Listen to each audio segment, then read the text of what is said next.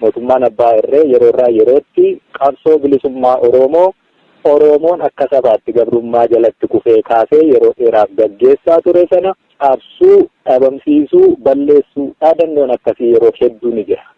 Waraanni hundeen isaa uummata keessa ta'ee saba isaatiif falmuu, abbaa biyyummaa gaafatu, dudduubbeen isaa uummata ta'e yoomiyyuu baduu hin danda'u, balleessuunis hin danda'amu. Maaliif jennaani hanga sabni gabrummaa jala jiru, hanga roorroon jiru, boris eessaanis roorroo sanaa fi gabrummaa sanaa fi deebbiin furmaataa hundeerraa guduunfaa argate hanga hin deebinetti falmaan dhalooti darbuu danda'a, qabsaa'aan kufuu danda'a.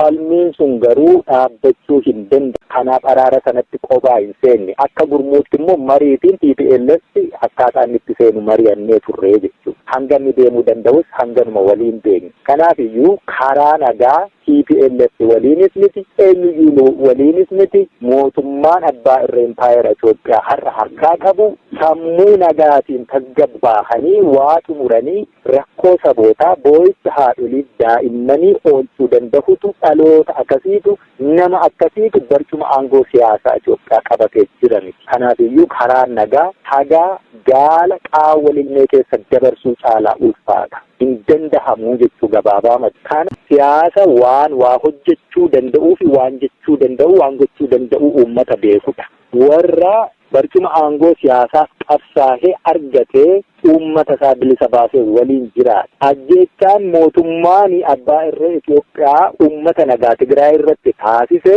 TPLF fi uummata Tigraay tokkodha taasise. Akka yoomuu gargar ba'uu hin dandeenyetti rakkoolee TPLF waliin illee qabaatanis qabaachuu baatanis.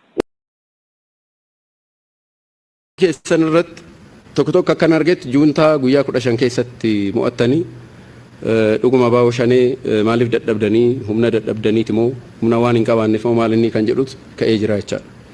Konvenshinal waar kan ta'ee fi riphee lolaa kan jedhamu kun garaagarummaa mataa isaa danda'e qaba. Konvenshinal waar kan ta'e meeshaa gurguddaa qabatee birgeediidhaan maal ijaaramee fuula duratti kan waraanu jechuudha.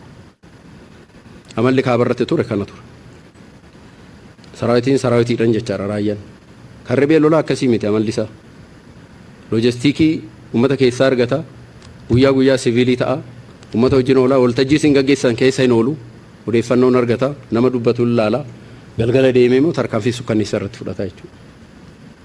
Amalli isaa baay'ee wal xaxaadha.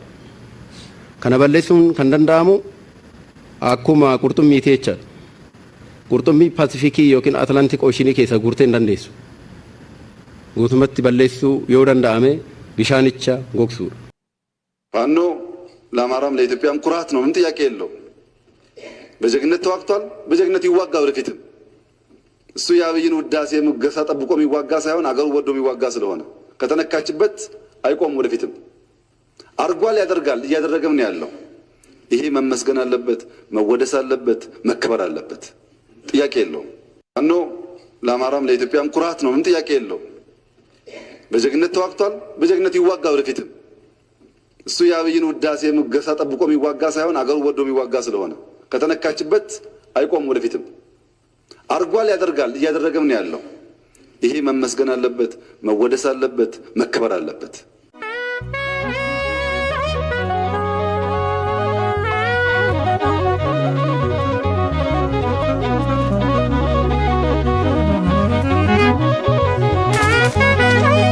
ማለም ንትፈከሱ ዱጋ ከኛስ ማብደሱ አከይፌ ሙለን ዱሜሳ ንትመርሱ ሀገም ዱሜሳ ውስገል መገነ ማለብሱ ዱጋ ደራን ጅጅሩፍ ካኒ ወልቴዚሱ